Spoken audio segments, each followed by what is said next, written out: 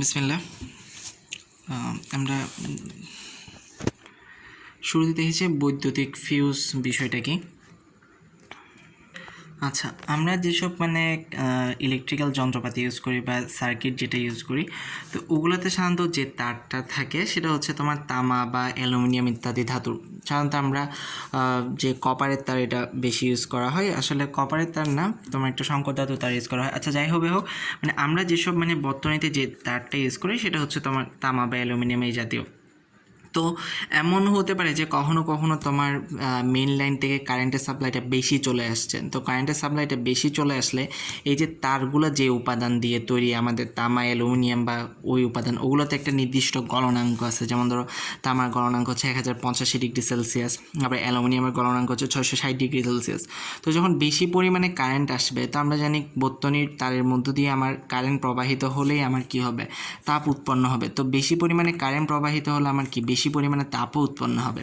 তো যার কারণে অনেক বেশি পরিমাণ যদি কারেন্ট আসে তাহলে অনেক বেশি পরিমাণ তাপ উৎপন্ন হবে, এবং সেই বেশি পরিমাণ তাপটা যদি ওই তারের উপাদানগুলোর গলনাঙ্ককে ক্রস করে ফেলে তখন তাপটা গলে যায়, অর্থাৎ তাপটা পুড়ে যায়। তো পুড়ে গিয়ে তোমার সার্কিটে আগুন লেগে বাড়ি করে তোমার কি আগুন লেগে যেতে পারে। তো এই সমস্যাটার সমাধানের জন্য কি করা হয়, সার্কিটের তারের সাথে একটা শ্রেণী সংযোগ করে, একটা সিরিজ সংযোগ করে একটা সংকর ধাতুর তার ব্যবহার করা হয়। সংকর ধাতুর তার বলতে ওই ধাতুটাতে তোমার 3 ভাগ সীসা থাকে আর 1 ভাগ টিন থাকে। এটাই হচ্ছে তোমার ফিউজ। এখন ফিউজটার কাজটা কি দেখো, যেমন এই যে এটা মেইন লাইন থেকে ধরো তোমার কারেন্ট আসতেছে, এটা হচ্ছে তোমার সার্কিট, যেটা বাসা বাড়িতে যেটা থাকে যে কোনো সার্কিট ধরো। তো ওই সার্কিটের সাথে একটা কি থাকে, শ্রেণী সংযোগ একটা ফিউজ থাকে। তো ওই ফিউজের গলনাঙ্কটা থাকে কম, সার্কিটের যে উপাদানগুলো থাকে তার চেয়ে ফিউজের গলনাঙ্কটা থাকে তো কম। তো কখনো যদি বেশি পরিমাণ কারেন্ট আসে তাহলে আগে এই যে ফিউজের যে কানেকশনটা সেটা আগে পুড়ে যায়, ফিউজের তারটা পুড়ে গিয়ে কারেন্ট আর এদিকে যাইতে পারে না, অর্থাৎ তোমার সার্কিটটা কি থাকে, সেফ থাকে। যেমন ধরো আমরা যে সংকর ধাতুটা ইউজ করি 3 ভাগ সীসা 1 ভাগ টিন, সীসা হচ্ছে ল্যাট, যেটার সংকেত হচ্ছে পিবি, টিনের সংকেত হচ্ছে এসএন, যেটার গলনাঙ্ক হচ্ছে 188°C, অনেক কম গলনাঙ্ক। তো যার কারণে তোমার অ্যালুমিনিয়াম বা তামার গলনাঙ্কে সেটা পৌঁছাইতে পারে না। তোমার যদি অনেক বেশি কারেন্ট যায় এবং কারেন্টের তাপ যদি যে তাপটা উৎপন্ন সেটা যদি তোমার 200°C বা 180°C যদি ক্রস করে, তাহলে ওই যে তোমার যে ফিউজ তারটা থাকে সেটা পুড়ে যায়। তো সেটা পুড়ে গিয়ে সেটা যখন পুড়ে গেল তখন তার কারেন্ট এদিকে যাইতে পারতেছে না, যার কারণে তোমার সার্কিট তখন কি থাকে, নিরাপদ থাকে। অর্থাৎ বেশি পরিমাণ যে কারেন্টটা যাবে সেটা তোমার ফিউজের উপর দিয়ে যাবে, তোমার সার্কিট পর্যন্ত পৌঁছাতে পারবে না। এই কারণেই আমরা বাসাবাড়িতে বৈদ্যুতিক ফিউজ বিষয়টা বেশি ব্যবহার করে থাকি। আচ্ছা, এখন দেখি 163 উদাহরণ 1, সেটা হচ্ছে একটা বৈদ্যুতিক বাতির দুই প্রান্তের বিভব পার্থক্য 2% কমে গেলে বাতির ক্ষমতা কত শতাংশ কমবে। আচ্ছা, এটা বিষয়টা বোঝার আগে আমরা একটা সিম্পল জিনিস বুঝি, সেটা হচ্ছে আমরা হয়তো ক্ষমতার একটা সূত্র বুঝলাম, P = V²/R। তো আর যদি আমার সমানুপাতিক থাকে তাহলে আমরা বলতে পারি কি P = V², অর্থাৎ আমার ভি যদি বৃদ্ধি পাই আমার পি বৃদ্ধি পাবে, আমার ভি যদি কমে যায় পিও আমার কি কমে যাবে, আরও কমবে তো কমবে, স্কোয়ার হয়ে কমবে, বাড়লেও স্কোয়ার হয়ে বৃদ্ধি পাবে। তো স্বাভাবিক আমার যদি একটা বৈদ্যুতিক বাতির দুই প্রান্তের বিভব পার্থক্যটা যদি আমার কমে যায় তাহলে তার ওই বাতির ক্ষমতাও আমার কি কমে যাবে। এখন সেটা কি পরিমাণ কমবে সেটাই আমরা বের করব। তো বাতির রোধের কিন্তু কোনো চেঞ্জ হয় নাই, ঠিক আছে। শুরুতে যে রোধটা ছিল পরবর্তীতেও রোধে কি আছে, শুধু চেঞ্জ হয়েছে কি বিভব পার্থক্য চেঞ্জ হয়েছে। বিভব পার্থক্য চেঞ্জ হওয়ার কারণে বাতির ক্ষমতা চেঞ্জ হয়েছে। তো ধরলাম রোধ R, পূর্বের বিভব V1 ধরলাম V, এবং পরবর্তী বিভব V2 হবে 0.98B। এটা কীভাবে হয়েছে একটু দেখি। বলছে কি বিভব পার্থক্য 2% কমে গেছে, অর্থাৎ শুরুতে বিভব ছিল 100, 2% কমে যাওয়া কি 100তে 2 কমে যাওয়া কি 98। অর্থাৎ শুরুতে বিভব ছিল 100, পরে হয়ে গেছে 2% কমে 98, 1 হলে 98/100। যদি শুরুতে বিভব যদি B1 হয় ভি হয় তাহলে তোমার পরবর্তী বিভব কত হবে 98 × V/100, অর্থাৎ 0.98B।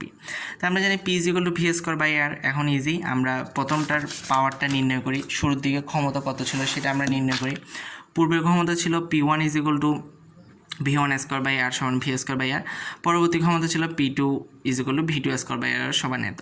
তাহলে আমরা p2 বাই p1 করলাম, p2 বাই p1 করলে আমরা পাইছি 0.9604। সুতরাং শতকরা ক্ষমতার হ্রাস হবে 1 minus p2 by p1 into 100। তো এটা হয়তো এই জিনিসটা হয়তো মাথার উপর দিয়ে যেতে পারে যে p2 বাই p1 করে কেন শতকরা ক্ষমতার হ্রাসটা আমি 1 মাইনাস p2 বাই p1 করে 100 দিয়ে গুণ করছি। আচ্ছা, সেটা হচ্ছে একটু শর্টকাট, একটু খেয়াল করি। আমাকে বলছে যে শতকরা ক্ষমতার হ্রাস কত হবে সেটা।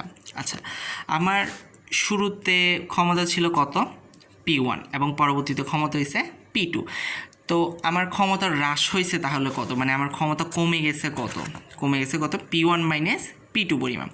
তাহলে আমাকে বলতেছে মানে শতকরায় কত পরিমাণ ক্ষমতা কমছে। তাহলে আমার আগে ছিল ক্ষমতা p1 আমার ক্ষমতা কমে গেছে p1 মাইনাস p2। তাহলে একে ক্ষমতা কমছে কত, p1 minus p2 by p1। 100তে ক্ষমতা কমছে কত, p1 minus p2 by p1 into 100। এই p1 মাইনাস p2 বাই p1কে চাইলে আমরা এভাবে লিখতে পারি না, আমরা তাপগতিবিদ্যা এটা দেখছিলাম। p1 minus p2 by p1 আমরা জানি এভাবে যদি ভাগ আকারে থাকে তাহলে আমরা লিখতে পারি কি p1 by p1 minus p2 by p1। তো p1 by p1 is equal two হচ্ছে কত, 1। তাহলে এখানে 1 মাইনাস p2 বাই p1, অর্থাৎ p1 minus p2 divided by p1 is equal to কত, 1 মাইনাস p2 বাই p1। যার কারণে আমরা p2 বাই p1 বের করছি, 1 মাইনাস p2 বাই p1 বের করে সেটার সাথে 100 গুণ করছি। তো আশা করি বুঝছেন। আচ্ছা, এখন 164 পৃষ্ঠা 2 নাম্বারটা খেয়াল করে বলছে কি 750 ওয়াট ক্ষমতা সম্পন্ন একটি কেটলি 10 মিনিটে 1 লিটার পানিকে 20 ডিগ্রি সেলসিয়াস থেকে 100 ডিগ্রি সেলসিয়াস উন্নীত করতে পারে। পানিকে উত্তপ্ত করতে বৈদ্যুতিক শক্তির শতকরা কতটুকু হ্রাস হবে। আচ্ছা, আমরা জানি কি যে এখানে আমার কি পরিমাণ তাপ শক্তি উৎপন্ন হচ্ছে সেটা আমরা বের করব। তো আজকে দুপুরে আমি তোমাকে বললাম যে তোমার ডাব্লিউ যে কথা, এইচও কিন্তু একই জিনিস। মানে ডাব্লিউ মানে কি আমার যে পরিমাণ বৈদ্যুতিক শক্তি উৎপন্ন হচ্ছে, আর এস মানে হচ্ছে আমার যে পরিমাণ তাপ শক্তিটা উৎপন্ন হচ্ছে। তো যে পরিমাণ বৈদ্যুতিক শক্তি উৎপন্ন হয় তোমার সেটাই কিন্তু তোমার সেই পরিমাণ তাপ শক্তি কিন্তু তোমার কী হয়, উৎপন্ন হয়। তো কখন আমার ডাব্লিউ আর এইচ সমান হবে না, যখন আমি তাপ শক্তিটাকে ক্যালোরিতে হিসাব করব। তো যার কারণে আমি ডাব্লিউর মানটা বের করছি। আমি যে এইচ ইজ ইকুয়াল টু যে আই স্কোয়ার আরটি বের করব সেরকম কোনো সুযোগ আমার এখানে নাই। আমার এখানে আই এর মানও দেওয়া নেই, আর এর মানও দেওয়া নেই, টি এর মান, শুধু টি এর মানটা দেওয়া আছে, আই বা আর কিছুর মানটা দেওয়া নেই। সুতরাং আমি ডাব্লিউর মানটা বের করলাম। ডাব্লিউ ইজ ইকুয়াল টু আমরা জানি কি পি ইন্টু টি। তো ডাব্লিউ ইজ ইকুয়াল টু পিটি করে পি এর মান দেওয়া আছে 750, টি এর মান আমি 10 মিনিটকে সেকেন্ড নিলাম। এখানে একটা জিনিস খেয়াল করো, এখানে ডাব্লিউর মানটা তুমি যদি কিলোওয়াট আওয়ারে নাও, মানে তুমি যদি ইউনিটে নাও তাহলে কিন্তু কাজ হবে না, কেননা তোমার এখানে জুলের কাজগুলো করতেছো, মানে কী পরিমাণ তাপ শক্তিগুলো জুল নিয়ে কাজ কারবার করতেছো, যার কারণে এখানে তোমার ইউনিটে নেওয়ার কোনো দরকার নাই। তো ডাব্লিউ ইজ ইকুয়াল টু পিটি, ওই যে কথাটা আমি আজকে দুপুরে বললাম সেটাই এখানে লিখছে। বা যে পরিমাণ অর্থাৎ যত জুল বিদ্যুৎ শক্তি উৎপন্ন হবে তত জুল তাপ শক্তিও উৎপন্ন হবে, অর্থাৎ এইচ ইজ ইকুয়াল টু আমরা ধরলাম 45,000 জুল। এখন এই 45,000 জুলের এই তাপটুকু আমার ওই 10 মিনিটে 1 লিটার পানিকে 20 ডিগ্রি থেকে 100 ডিগ্রি সেলসিয়াস উন্নীত করতে ব্যবহৃত হচ্ছে কিনা সেটা আমরা দেখব। তো ওই পানিকে 20 ডিগ্রি থেকে 100 ডিগ্রি সেলসিয়াস উন্নীত করতে আমরা জানি কতটুকু তাপ লাগতেছে কত, S prime is equal to M S del theta. M এর মান হচ্ছে 1 লিটার মানে 1 কেজি ইন্টু আমরা জানি পানির আপেক্ষিক তাপ 4200 ইন্টু ডেলটিটা মানে কত, আমি এগুলো এখানে ব্র্যাকেট দিয়ে এখানে পাশে লিখে নিই আর কি, তুমি লিখবা ডেলটিটা কত হচ্ছে 20 ডিগ্রি থেকে 100 ডিগ্রি, তার মানে 100 থেকে 20 মাইনাস করলে হচ্ছে 80। সুতরাং আমার যে পানিকে উত্তপ্ত করতে আমার তাপ লাগতেছে কত, 3,36,000 জুল। তো আমার বিদ্যুৎ প্রবাহের ফলে আমার তাপ উৎপন্ন হয়েছে 45,000 জুল, আর পানিটাকে উত্তপ্ত করতে মানে পানিটাকে 1 লিটার পানিকে 20 ডিগ্রি থেকে 100 ডিগ্রি সেলসিয়াসে নিতে আমার তাপ লাগতেছে 3,36,000 জুল। অর্থাৎ বিদ্যুৎ শক্তির ফলে আমার যে তাপটুকু উৎপন্ন হয়েছে সেই তাপটুকু সম্পূর্ণটা আমার পানিতে লাগতেছে। তাহলে কত পার্সেন্ট লাগতেছে সেটাই আমরা হিসাব করব। সুতরাং শতকরা আমার লাগতেছে s prime by h into 100 74.67%। ওই যে আরেকটা অঙ্ক ছিল যে বলছিলাম যে তাপটুকু উৎপন্ন হচ্ছে তার 75% আমার কি পানির মধ্যে পানি গ্রহণ করতেছে, পানি শোষণ করতেছে। তো এখানে ওই কয় পার্সেন্ট শোষণ করতেছে সেটাই আমরা কি করলাম, বের করলাম। তো কীভাবে এস প্রাইম বাই এস আসছে সেটাও একটু দেখাই। আমি ব্যবহার করছি কতটুক, আমার উৎপন্ন হয়েছে 45,000 জুল তাপ, কিন্তু তার মধ্যে আমি ব্যবহার করছি 3,36,000 জুল, অর্থাৎ আমি এস প্রাইম পরিমাণ ব্যবহার করছি। তো এটাকে আমি বলতে পারি কি যে আমার উৎপন্ন হয়েছে কত, এইচের মধ্যে আমি ব্যবহার করছি এস প্রাইম পরিমাণ। তো একের মধ্যে এস প্রাইম বাই এস, 100 এর মধ্যে s prime by h into 100। আশা করি বুঝছেন বিষয়টা। আচ্ছা, এখন আমরা যে বিষয়টা যে জিনিসটা মেইন পড়বো সেটাতে আসি, সেটা হচ্ছে আমাদের ইলেকট্রোমোটিভ ফোর্স। আচ্ছা সরি, সেটা পরে। আগে হচ্ছে তড়িৎ কোষ। তড়িৎ কোষ জিনিসটা ইজি। তড়িৎ কোষ হচ্ছে তোমার যে যন্ত্রের সাহায্যে আমরা রাসায়নিক শক্তি বা অন্য কোনো শক্তি থেকে আমি তড়িৎ শক্তি উৎপন্ন করব, সেটাই হচ্ছে আমার কি তড়িৎ কোষ। তড়িৎ কোষ তো আমার দুই রকম হতে পারে, একটা হচ্ছে প্রাইমারি, একটা হচ্ছে সেকেন্ডারি। প্রাইমারিটাতে কি, ওখানে প্রাইমারিটাতে হচ্ছে কোষের তড়িৎ কোষের ভেতরে যে নিজের যে রাসায়নিক শক্তিটা থাকবে সেটাকেই সে কী করবে, বিদ্যুৎ শক্তিতে রূপান্তর করবে। আবার বলতেছি, তড়িৎ কোষের মানে ধরো একটা ব্যাটারি, ঠিক আছে, আমরা যেমন ব্যাটারির ভেতরে তোমার কী থাকে, রাসায়নিক শক্তিগুলোকে কিসে রূপান্তর করে, তড়িৎ শক্তিতে রূপান্তর করে। তো ব্যাটারি হচ্ছে একটা প্রাইমারি সেল, মানে যে কোষ তার নিজের ভেতরে যে রাসায়নিক শক্তিটা আছে সেটাকে সে কী করবে, তড়িৎ শক্তিতে রূপান্তরিত করবে, সেটা হচ্ছে প্রাইমারি সেল। আর সেকেন্ডারি সেলটা একটু ভিন্ন। সেটা হচ্ছে সেকেন্ডারি সেলে কিন্তু তোমাকে বাইরে থেকে কারেন্ট দিতে হবে, মানে কোষের মধ্যে বাইরে থেকে তোমাকে তড়িৎ প্রবাহ দিতে হবে। বাইরে থেকে যে তড়িৎ প্রবাহটা পাবে সেটা দিয়ে সে রাসায়নিক শক্তি উৎপন্ন করবে। সেই রাসায়নিক শক্তিটা এই সেকেন্ডারি সেলের মধ্যে সঞ্চিত হয়ে থাকবে, মানে জমা হয়ে থাকবে। পরবর্তীতে সে জমা হয়ে থাকা রাসায়নিক শক্তিকে সে কী করবে, তড়িৎ শক্তিতে রূপান্তর করবে। তো এগুলো হচ্ছে সংজ্ঞা, তোমার বইয়েও দেওয়া আছে। এরপর আমরা যেটা দেখব সেটা হচ্ছে তড়িৎচালক বল।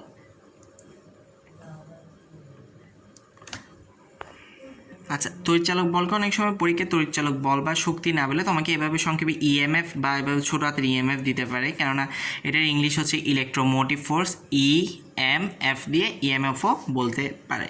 এটাকে প্রকাশ করা হয় ই দিয়ে। আর তড়িৎচালক বল বা শক্তির একক হচ্ছে আমার বিভব পার্থক্যের একক। বিভব পার্থক্যের একক আমরা জানি ভোল্ট বা জুল পার কুলম এককটা কোত্থেকে আসে সেটাও হয়তো জানো। ভি ইজ ইকুয়াল টু কি তোমার W/Q, ওখান থেকে আমার জুল পার কুলমটা আসছে। তো তড়িৎচালক শক্তি বা বলের একক আর বিভব পার্থক্যের একক একই। এখন দেখি তড়িৎচালক শক্তি বা বল জিনিসটা কী।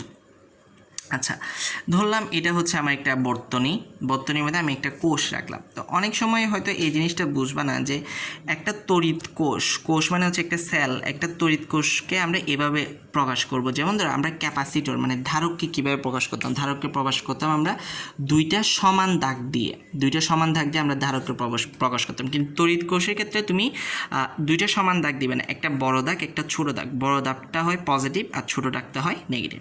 আর তুমি যখন ব্যাটারি বোঝাবা তখন তুমি অনেকগুলা কোষকে, কখনো একটা কোষ নিয়ে তোমার ব্যাটারি হয় না, ব্যাটারি হওয়ার জন্য তোমার 2 বা ততোধিক কোষ লাগে। তো যার কারণে ব্যাটারি যখন তুমি দিবা তখন এরকম 2 বা ততোধিক তুমি কোষ দিবা। তাও একটা জিনিস খেয়াল রাখবা যে তোমার শুরুটা যদি বড় দাগ দিয়ে হয়, শেষটা যাতে ছোট দাগে হয়, মানে এ পাশে পজিটিভ এ পাশে নেগেটিভ দেখাইতে পারো। তো এটা হচ্ছে আমার একটা তড়িৎ কোষ, যেখান থেকে আমার কারেন্ট উৎপন্ন হবে। এটা হচ্ছে আমার একটা রোধ। আচ্ছা, তড়িৎচালক বল বা শক্তিটা কি, সেটা হচ্ছে আমি যদি একক পরিমাণ চার্জকে, ঠিক আছে, একক পরিমাণ চার্জকে তার কোষসহ নিয়ে এই বর্তনী এক প্রান্ত থেকে ঘুরিয়ে আবার ওই প্রান্তে নিয়ে আসি। যেমন ধরো আমি একক পরিমাণ চার্জকে, ওই চার্জের তো একটা কোষ থাকবে না, তো ওই চার্জটাকে তার কোষসহ এই যে যেমন ধরো বর্তনী এই প্রান্ত থেকে শুরু করলাম, আমি বর্তনী এই প্রান্ত থেকে ঘুরাই এনে পুরো বর্তনীটুকু ঘুরাই আনলাম, এনে আবার এই প্রান্তে আনছি। তো এই যে চার্জটাকে আমি পুরো বর্তনী ঘুরাই আনলাম, তাহলে আমার নিশ্চয় একটা কাজ করতে হয়েছে।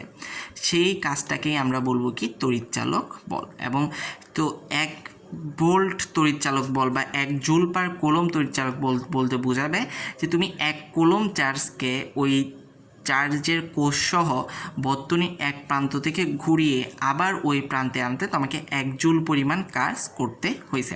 আবার তুমি যদি বলো যে 1.5 বল মানে তড়িৎচালক বল 1.5 বল বা 1.5 জুল পার কুলম বলতে কী বোঝায়, সেটা বলতে বোঝায় কি যে 1 কুলম চার্জকে, মানে একক চার্জ মানে 1 কুলম চার্জ, 1 কুলম চার্জকে তুমি তার কোষ সমেত কী করছো, বর্তনী এক প্রান্ত থেকে ঘুরাই এনে আবার ওই প্রান্তে আনতে তোমার 1.5 জুল পরিমাণ কাজ করা লাগছে। আচ্ছা, এখন আসি অভ্যন্তরীণ রোধ জিনিসটা কি, যেটাকে আমরা ছোটো হাতে হাত দ্বারা প্রকাশ করি, সেটা একটু খেয়াল করো। অভ্যন্তরীণ রোধ হচ্ছে এই যে আমরা একটা তড়িৎ কোষ তৈরি করলাম, তো এই কোষটা তো কিছু না কিছু দিয়ে তৈরি হয়েছে, এমনি তো আসে না। এটার মধ্যে অণু পরমাণু আছে, কোনো না কোনো উপাদান আছে। তো আমরা জানি অণু পরমাণু যদি থাকে, মানে তোমার কোনো বস্তু জাতীয় বিষয় যদি থাকে, তাহলে সেখানে অবশ্যই রোধ থাকবে, মানে সেখানে মধ্য দিয়ে কারেন্ট চাইতে অবশ্যই তোমার কী পাবে, বাধা পাবে। তো এই যে তড়িৎ কোষের উপাদান উপাদানের জন্য, মানে তড়িৎ কোষ যে উপাদানগুলো দিয়ে তৈরি, সেই উপাদানগুলোর জন্য তড়িৎ কোষের মধ্য দিয়ে কারেন্ট যাইতে যে বাধাটা পাই সেটাই হচ্ছে আমার কি অভ্যন্তরীণ রোধ, যেটাকে আমরা আর দিয়ে প্রকাশ করি। তো এখন অভ্যন্তরীণ রোধটাকে তুমি চাইলে এভাবে এটা হচ্ছে এটা তড়িৎ চালক শক্তিটা সেটার উপরে এভাবে ছোটো করে আর দিয়েও দেখাইতে পারো, অথবা তোমার বইয়ে এভাবে আলাদা করে দেখানো আছে, এই যে এর পাশে একটা দিয়ে আটটা দেখানো আছে, এভাবে পুরোটাকে একটা গোল চিহ্নের মধ্যে দেখাইছে, মানে গোল চিহ্নের মধ্যে দেখাইছে বলতে এই আটটা হচ্ছে এই কোষের অভ্যন্তরীণ রোধ, সেটা বোঝানোর জন্য। তো আমার মধ্যে এভাবে আলাদা করে না দেখানোই ভালো, কেন আলাদা করে দেখাইতে গেলে একটু ভেজাল লেগে যায়, সেটা হচ্ছে এই রোধের সাথে সেটা একটু ভেজাল লাগে, আমরা যখন অঙ্ক করতে যাব তখন বিষয়টা দেখব। তো আলাদা করে না দেখাই, তুমি জাস্ট এভাবে উপরে আর লিখে দিলে হলো যে এটা এখানে অভ্যন্তরীণ রোধ একটা আছে। তাহলে এখন জিনিস খেয়াল করো, তাহলে এই বর্তনীর টোটাল রোধ কী দাঁড়াইতেছে, এই বর্তনীতে অলরেডি একটা রোধ আমি লাগাইলাম, আবার দেখতেছি কি যে আমরা যে কোষটা মানে যেখান থেকে আমার কারেন্ট সাপ্লাই হবে ওই কোষেরও কি আছে, আবার একটা নিজের একটা কি আছে রোধ আছে, কেন ওই কোষ কোনো না কোনো উপাদান দিয়ে তৈরি, তো ওই উপাদানগুলো তোমার কি কারেন্ট যাতে কিছু না সামান্য পরিমাণ হলেও তোমার কি দিবে, বাধা দিবে, অর্থাৎ ওই কোষটারও একটা নিজের কি আছে অভ্যন্তরীণ রোধ আছে। তাহলে এই বর্তনীটার পুরো বর্তনীটার আমার টোটাল রোধটা আমার কি দাঁড়াবে, আমার মোট রোধ দাঁড়াবে আর প্লাস আর। আচ্ছা, এখন আমি বর্তনীর মধ্য দিয়ে কী পরিমাণ কারেন্ট যাবে সেটা যদি হিসাব করি, তো আমরা ওহমের সূত্র থেকে আই ইকুয়াল টু জানি কি ভি বাই আর। তো এখানে কিন্তু আমি ভি ইউজ করতেছি না, আমার যেহেতু আমি ভি এর জায়গায় ইউজ করতেছি কি আমার ভি আর দুইটার একক কিন্তু একই ভোল্ট, ঠিক আছে। মানে হচ্ছে আমার তড়িৎচালক বল বা তড়িৎচালক শক্তি, মানে বিভব পার্থক্যের একক যা, তড়িৎচালক বল বা তড়িৎচালক শক্তির এককও তা, যার কারণে আমি যখন তড়িৎ কোষের অঙ্ক করব তখন এখানে ভি এর জায়গায় আমি কি বসাইলাম, বসাইলাম। এখন আর এর জায়গায় আমি খালি আর বসাইলে হইতেছে না এখন, কারণ আমরা দেখতেছি কি আমি যখন একটা কোষ হিসাব করব তখন আমার এই আর এর সাথে এই আরটাও যোগ করে হিসাব করতে হবে, অর্থাৎ এই বর্তনীটার মধ্য দিয়ে, মানে এই বর্তনীর মধ্য দিয়ে আমার এই যে এখান থেকে তো আমার বিদ্যুৎ উৎপন্ন হবে, আমরা জানি কি বিদ্যুৎ কোন দিক থেকে কোন দিকে যায়, পজিটিভ থেকে নেগেটিভের দিকে যায়, অর্থাৎ এই পাশ থেকে বিদ্যুৎ উৎপন্ন হয়ে এভাবে ঘুরে এসে এসে যাবে, মানে আমি তীর চিহ্ন দিলে বিষয়টা একটু ভালো বুঝবা। এই যে আমার বিদ্যুৎ উৎপন্ন হলো, আর বিদ্যুৎ যেটা উৎপন্ন হলো সেটাকে আমরা ধরে নিলাম আই, ঠিক আছে। তো বিদ্যুৎটা উৎপন্ন হয়েছে মানে কোথা থেকে কোন দিকে যাবে, পজিটিভ থেকে হয়ে এই যে এভাবে চলতে থাকবে, মানে সবসময় পজিটিভ থেকে নেগেটিভে। তো এই যে বিদ্যুৎটা উৎপন্ন হলো সেটার মানটা আমরা হিসাব করতেছি, সেটা ইকুয়াল টু হচ্ছে বাই আর প্লাস আর। তো এটা সূত্রটা মুখস্থ রাখবা, কেন এই সূত্র দিয়ে আমাদের জগতের বাকি সব কিছু আমরা এখন হিসাব করব। আচ্ছা, এখান থেকে ক্রস গুণন করলে আমরা পাই ইকুয়াল টু হচ্ছে আই আর প্লাস আই আর, মানে আই দিয়ে ক্রস গুণন করছে আই আর প্লাস আই আর, সুতরাং এই আই আর এর জায়গায় আমরা বি বসাই দিতে পারি plus I R I R equal to E minus B এভাবে লিখতে পারি। আচ্ছা, এখানে একটা জিনিস খেয়াল করো, সেটা হচ্ছে আই আর এর জায়গায় আমরা যে বি বসাইছি, ভিটা কি, ওকে। আমরা যেমন ধরো এটা হচ্ছে একটা রোধ, ঠিক আছে, এই যে আমাদের এই রোধটা যেটাকে আমি এখানে আলাদা করে নিলাম, এই যে এই রোধটা হচ্ছে আমার এটা, ওকে। এই রোডটার মধ্যে দিয়ে আমার কি আই পরিমাণ কারেন্ট যাচ্ছে, এই যে আই পরিমাণ কারেন্ট যাচ্ছে। আচ্ছা, তো আমার যদি আমরা ওহমের সূত্র থেকে কি পাইছি, আমরা ওহমের সূত্র থেকে পাইছি যে কি একটা রোদের মধ্য দিয়ে যদি আই পরিমাণ কারেন্ট যায়,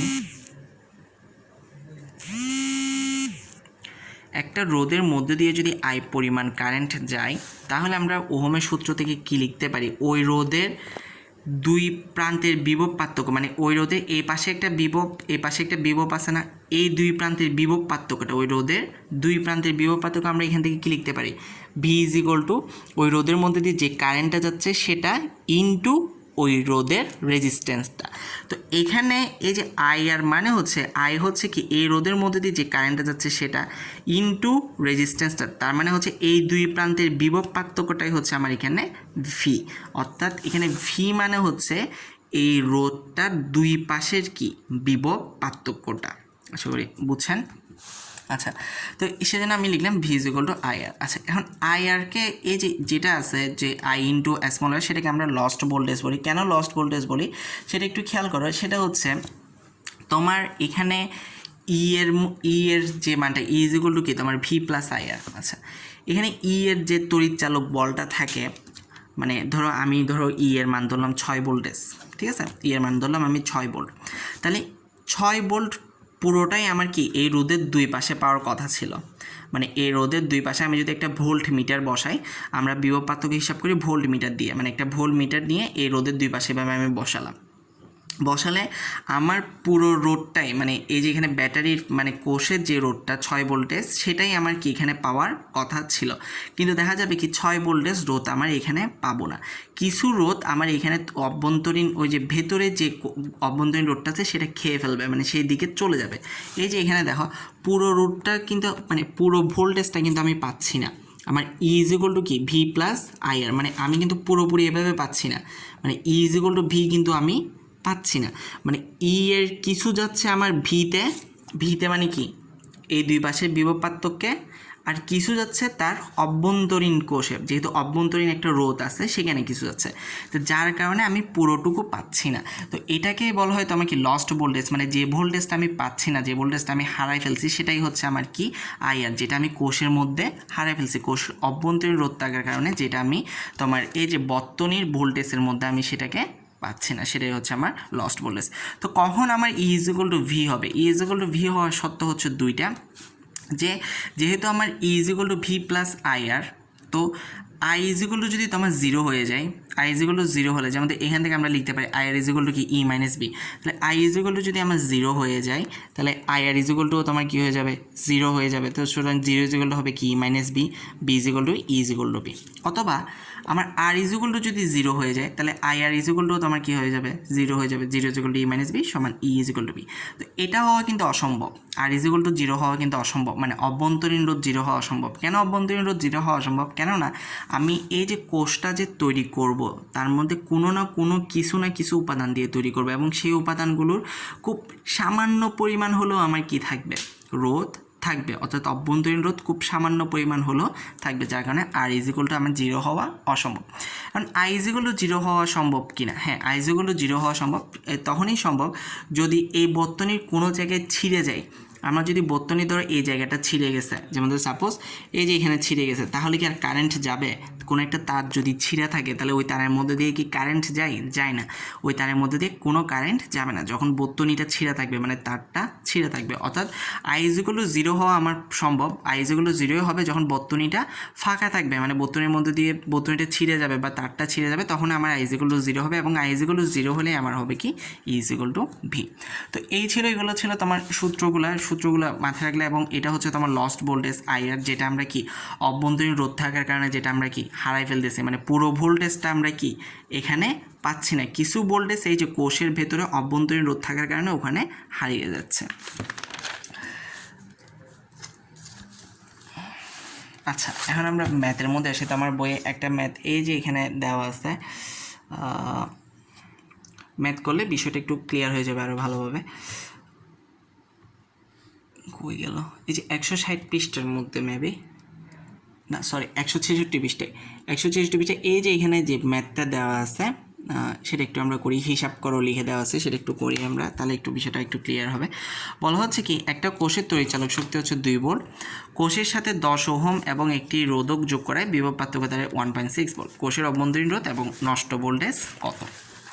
আচ্ছা, প্রথমে হচ্ছে আমার একটা কোষের তড়িৎচালক শক্তি হচ্ছে 2 ভোল্ট, এটা হচ্ছে একটা কোষ যার অভ্যন্তরীণ রোধ আছে।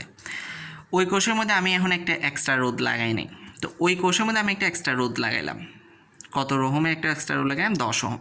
10 ওহমে একটা এক্সট্রা রোধ লাগানোর পরে আমার রোদের দুই পাশে বিভব পার্থক্য কত হলো 1.6 ভোল্ট, কিন্তু আমার কোষের তড়িৎচালক বল কত ছিল 2 ভোল্ট, তাহলে আমার রোদের দুই পাশে বিভব পার্থক্য আমার কি 1.6 ভোল্ট পাওয়ার কথা ছিল, কিন্তু সরি ভুল হয়েছে, আমার তড়িৎচালক বল হচ্ছে 2 ভোল্ট, তার মানে আমার রোদের দুই পাশের বিভব পার্থক্য আমার কি 2 ভোল্ট পাওয়ার কথা, কিন্তু আমরা 2 ভোল্ট না পেয়ে পাইছি কত ভোল্ট 1.6 ভোল্ট। তাহলে বাকিগুলো গেল কই? বাকিগুলো এই যে কোষের ভেতরে এই আর ব্যাটার কারণে, মানে স্মল আর এর কারণে, অভ্যন্তরীণ রোধের কারণে যে বাকি ভোল্টেজটা তো আমার এখানে কোষের মধ্যে হারাই গেছে, যেটাকে আমরা বলতেছি লস্ট ভোল্টেজ বা নষ্ট ভোল্ট। তো আমি তাহলে এখানে হিসাব করতে পারছি আমার পাওয়ার কথা ছিল 2 ভোল্ট, কিন্তু আমি পাইছি 1.6 ভোল্ট, তাহলে বাকি গেল কই? বাকিগুলো গেছে এই যে 2 - 1.6 0.4 ভোল্ট, অর্থাৎ আইআর ইজ ইকুয়াল টু, যেটাকে আমরা কি বলতেছি, যেটা হারাই গেছে আমার, এই যে আইআর যেটা আমার হারাই গেছে অভ্যন্তরীণ রোধ থাকার কারণে, সেটা হচ্ছে আমার আইআর, যেটাকে আমরা বলতেছি কি লস্ট ভোল্টেজ। তো আইআর ইজ ইকুয়াল টু আমরা কী পাই ই মাইনাস ভি করে আমরা নষ্ট ভোল্টেজ পাই গেছি 0.4 ভোল্ট। এখন আমাকে বলতেছে কোষের অভ্যন্তরীণ রোধটা বের করো। তো কোষের অভ্যন্তরীণ রোধ আমরা ইজিলি বের করতে পারি এখান থেকে I R is equal to যদি ই মাইনাস ভি হয় তাহলে আর ইজ ইকুয়াল টু কী হবে E minus V by I. তো ই মাইনাস ভি এর মান তো আমার জানা আছে কিন্তু আই এর মান তো আমার জানা নাই, যার কারণে আমি ওই যে ওহমের সূত্র অনুযায়ী কি I is equal to V by R, আমার এই দুই পাশের এই রোদের দুই প্রান্তের বিভব পার্থক্য আমার জানা আছে, এই রোদের দুই প্রান্তের বিভব পার্থক্য পাইছি আমি কত 1.6 ভোল্ট, আর এই রোদের রেজিস্ট্যান্স জানা আছে 10 ওহম।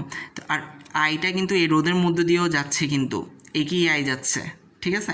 তো আই ইজ ইকুয়াল টু তাহলে ওহমের সূত্র অনুযায়ী কত হবে ভি বাই আর, ভি এর মান হচ্ছে কত 1.6, আর এর মান হচ্ছে 10 ওহম, আর এর মানটা পেয়ে গেলাম, আর এর মান এখানে বসালে আমি আর এর মানটা পেয়ে গেছি। আশা করি বুঝছো জিনিসটা। আমরা মেন জিনিস হচ্ছে লস্ট ভোল্টেজ বিষয়টা হচ্ছে আরেকটু ক্লিয়ার করি, সেটা হচ্ছে তোমার যদি এখানে কোনো রোধ না থাকতো, আচ্ছা এটা যখন আমি সিরিজ সংযোগ পড়াবো শ্রেণী সংযোগ পড়াবো তখন বিষয়টা একটু ক্লিয়ার হয়ে যাবে, কেন ভোল্টেজ হারাই যাচ্ছে ভোল্টেজ কই যাচ্ছে সেটা একটু ক্লিয়ার হয়ে যাবে। আচ্ছা তুল্যরোধ বিষয়টা দেখি। তুল্যরোধ হচ্ছে আমার যে তুল্য ধারকত্ব বলছিলাম ওইটার মতো, যে অনেকগুলো রোদের পরিবর্তে আমি জাস্ট একটা রোদ ব্যবহার করব, সেটা হচ্ছে আমার তুল্যরোধ। আচ্ছা তুল্যরোধটা হচ্ছে অনেকটা তুল্যধারকত্বের মতো, সেটা হচ্ছে অনেকগুলো রোদের পরিবর্তে আমি যদি একটা রোদ ব্যবহার করি, যেমন আমরা ধারকের ক্ষেত্রে করছিলাম অনেকগুলো ধারকের পরিবর্তে যদি একটা ধারক ব্যবহার করি, তো ওইরকমই অনেকগুলো রোদ আমার দুইভাবে থাকতে পারে, হয় ওরা সিরিজে থাকতে পারে মানে শ্রেণীতে থাকতে পারে, অথবা প্যারালাল মানে সমান্তরালে থাকতে পারে। সিরিজে থাকলে এই যে সিরিজে আছে, সিরিজে থাকলে তুল্য রোধগুলো হবে আমার রোধগুলোর যোগফল। তো এখানে হচ্ছে আমার ধারকত্বের সাথে পার্থক্যটা সেটাও আমি এখানে দিয়ে দিছি। ধারকের ক্ষেত্রে আমার ধারকত্বগুলো যদি আমার সিরিজে থাকতো মানে শ্রেণীতে থাকতো তাহলে আমি তুল্য রোধ মানে তুল্য ধারকত্ব বের করতাম এভাবে 1/1 করে করে, কিন্তু আমার রোদের ক্ষেত্রে হচ্ছে উল্টাটা, রোদের ক্ষেত্রে আমি যদি সিরিজে থাকে তাহলে আমি যোগ করে সেগুলা বের করব। এবং একটা জিনিস মাথায় রাখবা, তো এভাবে জিনিসটা মাথায় রাখবা যে ধারককে যেরকম রোদের ক্ষেত্রে হচ্ছে সেটার উল্টাটা। আচ্ছা আরেকটা জিনিস মনে রাখবে, সেটা হচ্ছে সিরিজ সংযোগের ক্ষেত্রে তোমার আই হবে একই মানে তড়িৎ প্রবাহ হবে একই, কিন্তু বিভব পার্থক্যটা হবে তোমার ভিন্ন। জিনিসটা একটু বলি, সেটা হচ্ছে এই যে তুমি এখানে ধরো একটা ই মানে তড়িৎচালক ই যেগুলো 5 ভোল্টেজে একটা তড়িৎচালক শক্তি একটা কোষ,